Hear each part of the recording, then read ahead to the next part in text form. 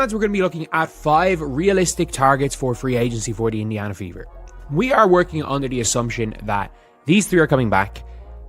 Lexi's coming back. Sophie's coming back. That is the assumption that I'm working with. Because if Kelsey goes, then clearly you have... Working on the assumption. That's the phrase that should terrify Indiana Fever fans right now. Because while everyone's debating whether Kelsey Mitchell stays or goes, there's a bigger question nobody's asking. What happens if the Fever wastes Caitlyn Clark's rookie contract window by bringing back the wrong players? First player is a backup center. And I think Demiris Dantas' time at the Fever is probably done. I don't see Dantas playing with the Fever again, if I'm being honest. I think Bree Turner's not good enough. I just think in general Bree Turner's not good enough. So for me, Elizabeth Williams is 33 years old. She's coming off a disaster season in Chicago, where the sky imploded spectacularly. But here's what the stats don't show. Angel Reese's defensive rating was actually better with Williams on the floor than with Camila Cardoso. Williams shot near 50% from the field and brought veteran presence to a team that desperately needed it. The question isn't whether she's good enough to be a backup center. The question is whether the Fever can get her close to a minimum contract after that Chicago disaster tanked her value. Because if they can, this becomes one of the smartest moves of the offseason. But this would be one of my things where I'm like, I don't hate the Fever doing this, but I don't see them doing it. So, the Indiana Fever had a player a couple of years ago that is the perfect player, a much better version of Natasha Howard, but it will cost quite a lot of money to keep her, and it's Tami. I still think Tami is the perfect power forward to play beside Caitlyn Clark and Aaliyah Boston. We saw it. The lineup of Caitlyn Clark, Lexi Hull, Tami, Aaliyah, and 2 years ago, the lineup of Caitlyn Clark, Lexi Hull, Tami Fagbin, Aaliyah Boston, and Kelsey Mitchell was statistically the best 5-player combination in basketball. Then the Fever let Tami walk. She went to Golden State, figured out her jump shot, stayed healthy, and became exactly what Indiana needed at the 4. Now she's a restricted free agent. The Valkyries have to keep their entire core together on expansion team money, and the Fever have cap space. This isn't complicated math, but it requires the front office to admit they made a mistake letting her go in the first place. I have a weird feeling if they flame out on their A option, Natasha Howard on a near max contract is coming back, and I don't think you have a championship. I don't think you can win a championship with Natasha Howard starting and Michaela Timpson as her backup. I don't think you can win a championship with that because there are too many games. Natasha Howard is either brilliant or absolutely terrible. And the problem is that Natasha Howard does not play well with Caitlyn Clark. So if the Fever are planning on winning with Caitlyn Clark, I think... Here's the uncomfortable truth about Natasha Cloud. She doesn't play well with Caitlyn Clark. The numbers prove it. When they share the floor, spacing collapses, defensive assignments get confused, and the offense stagnates. Cloud is either brilliant or absolutely terrible, and there's no pattern to predict which version shows up. If the Fever are serious about building around Clark, paying Cloud near max money makes 0 sense.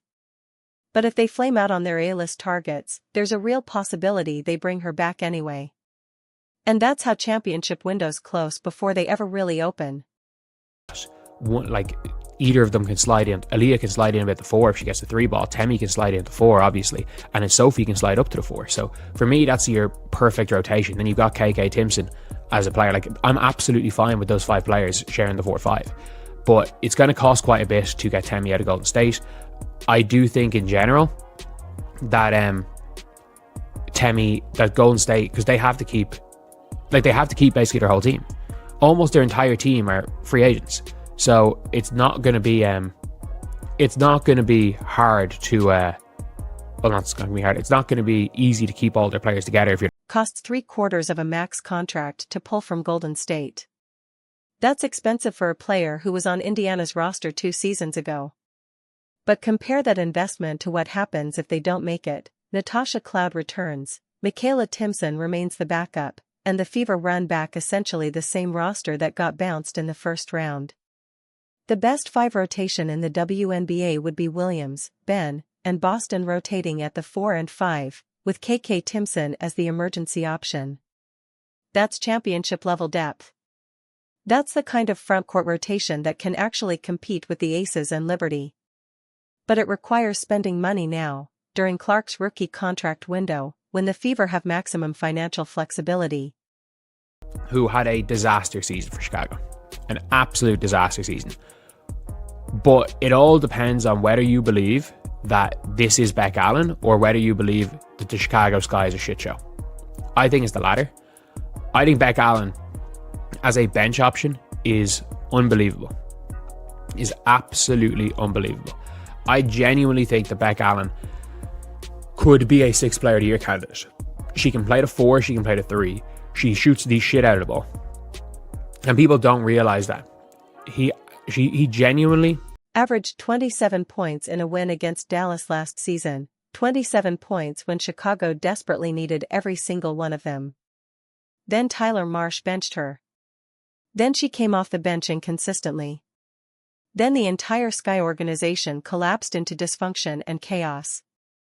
For the Phoenix Mercury, Allen averaged 7.4 points per game on 36% from 3 and 42% from the field. Those are solid bench numbers. She was a starter on a Connecticut Sun team that nearly made the finals, playing under Stephanie White, the same Stephanie White who's now coaching Indiana. Allen shoots the ball pure. When she gets open, that shot is money. And she's fighting to save her WNBA career after the Chicago disaster.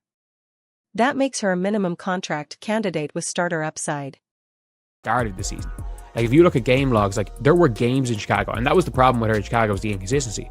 But if you look at games at the start of the year, she had 7 against the Fever, 11-11, didn't do much in this game, but 13-7-8. Like that's nearly 10 points a game starting the season. Then had a big lull and had 27 points in a win against Dallas in a win where all 27 of those points were pretty much needed. Had a good and okay run for a few games. It was just an inconsistency from Tyler Marsh. Kennedy Burke shot 41% from 3 and 46% from the field last season. Then she had a terrible playoff performance, and suddenly her value dropped. The New York Liberty have to make difficult decisions about their roster. They can't afford to keep everyone.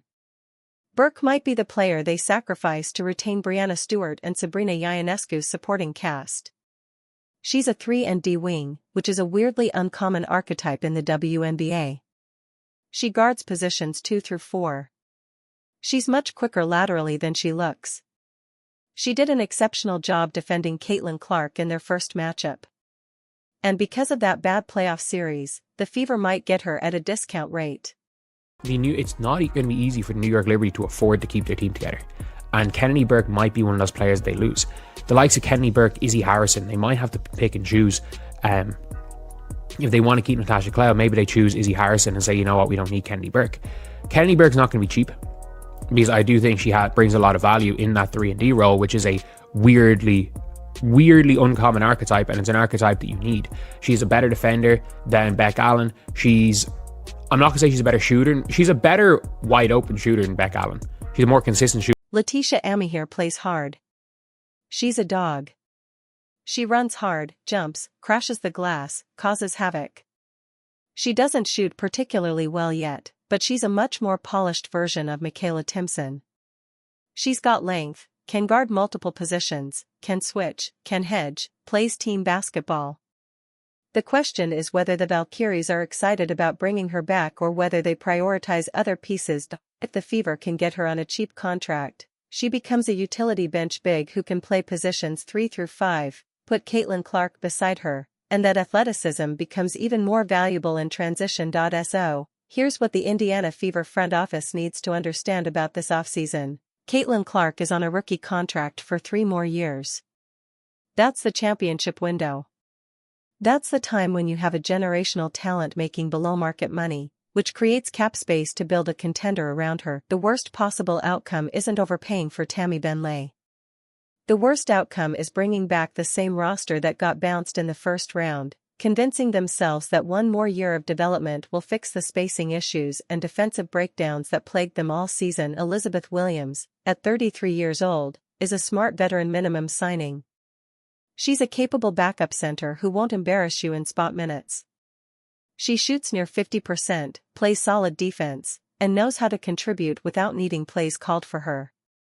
After the Chicago disaster, her value is at rock bottom. That's when smart teams strike. But Williams is a role player.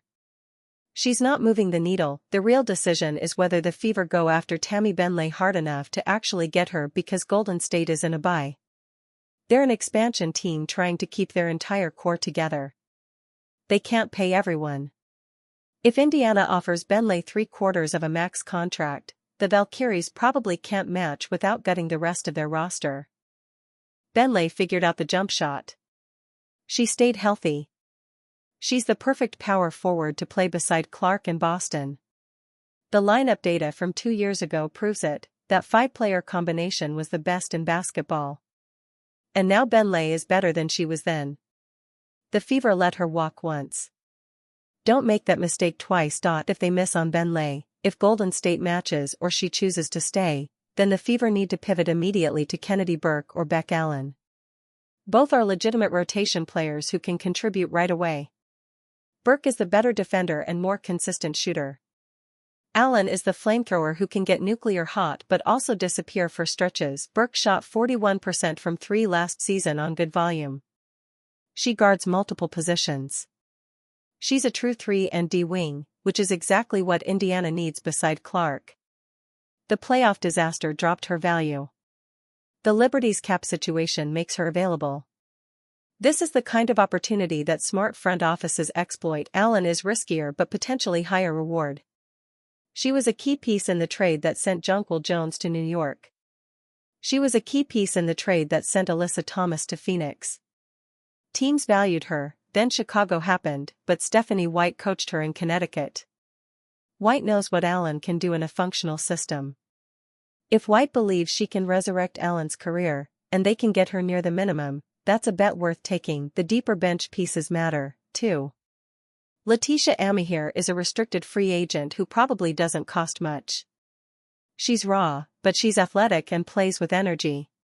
She's the kind of player who can give you quality minutes in specific matchups without needing to be a featured part of the offense. But here's the thing about all of these targets, they're only realistic if the Fever are willing to spend money now, not next year. Not when Clark's rookie contract is almost over. Now, this offseason, they have maximum cap flexibility and the ability to build a. The alternative is running it back with Natasha Cloud, hoping the spacing issues magically fix themselves, hoping the defensive breakdowns disappear, hoping that one more year of experience is enough to compete with the Aces and Liberty. That's not a plan. That's hoping.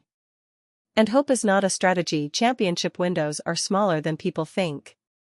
The Fever have 3 years of Caitlyn Clark on a rookie contract, 3 years to build a contender before she commands a max deal and the cap flexibility disappears.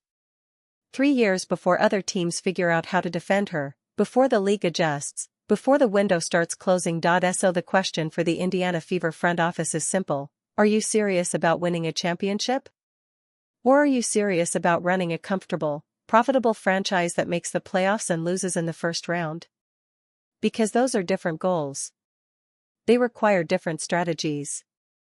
They require different levels of financial commitment. Elizabeth Williams, Tami Benlay, Burke, Beck Allen, Leticia Amihir.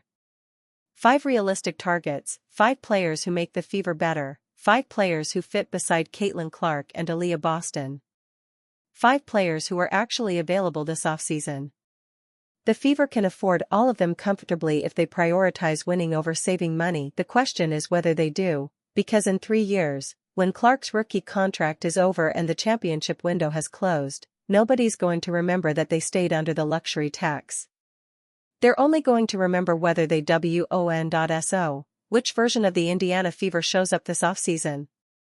The version that's serious about building a championship roster around a generational talent, or the version that brings back Natasha Cloud, convinces themselves that continuity matters more than fit, and wastes another year of Caitlyn Clark's prime. Let me know in the comments what you think the Fever should do.